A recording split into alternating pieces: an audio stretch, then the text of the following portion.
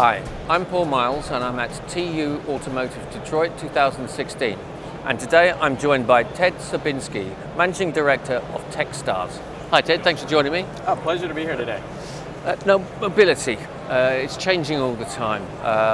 There are new partnerships everywhere. Where do you see the end game for a lot of the players in mobility? What do they hope to see in the future? Yeah, I think a lot of people right now are trying to figure a lot of that out. And if we look at the automotive industry, they're trying to understand what does mobility mean, and more importantly, what do their businesses mean in the long term? Do they become service-based businesses? Are they still hardware making vehicles? Are they data companies? Are they software companies? There's a bit of an identity crisis kind of going on across the automotive industry. And I think it's right now with all the mobility stuff and the talk of mobility and the investments, it's really trying to understand where do these players want to be in the next 10, 20 years.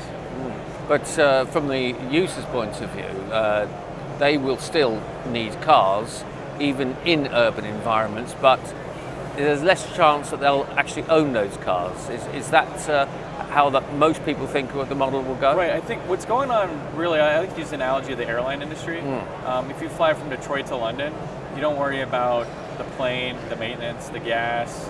You just worry, I need to get to the airport, and then I'm in London and I go home.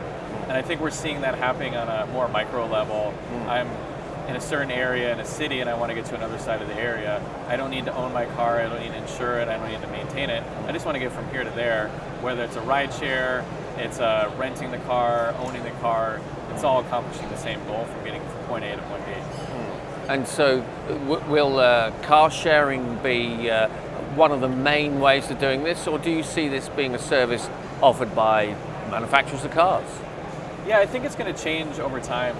If we look at what Apple did to the telecom industry, AT&T, Verizon, T-Mobile, and Sprint are really data players now. They supply the service, but Apple really kind of owns it from a hardware, software, and a service side. I think we may see the same thing start to emerge in the automotive area. It's unclear if that's going to be the actual OEMs, if it's going to be the suppliers, or even the entirely new entrants like a Google or an Apple. And how far can mobility go in terms of sharing? Would we be talking about recreation vehicles being car shared in the future? So we actually had a company last year in our program doing exactly that. They're kind of like Airbnb for Ferraris and Mustangs. And so you could share a Ferrari with someone, a Mustang, you could rent it out or lease it out on an hourly basis. And I think if you look at the long 20, 50 years, there's always going to be those folks that love automotives, love those cars, love to drive the drive. I don't think that's ever going to go away. It's just more of a question of how is that going to interface with self-driving cars and ride sharing and all these new types of services that are going to emerge as well.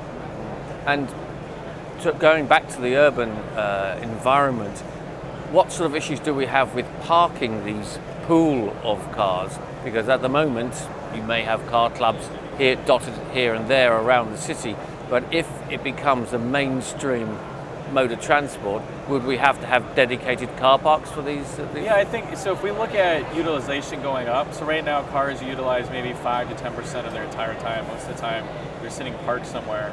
If utilization goes up, we may see actually less cars being parked in streets, parked in parking lots. And so we may actually see an actual impact on the real estate side where we don't need big expansive parking lots in city environments. We actually just need different types of rendezvous points or drop-off points where those vehicles can come and go if they're constantly on the road. So I think that's a much longer term play. It's over the next 10 to 20 years is my guess when we start to really feel the impact when a parking lot is vacant more often than it is full. Excellent. Thank you for talking to me. Thanks for having me today. Thank you.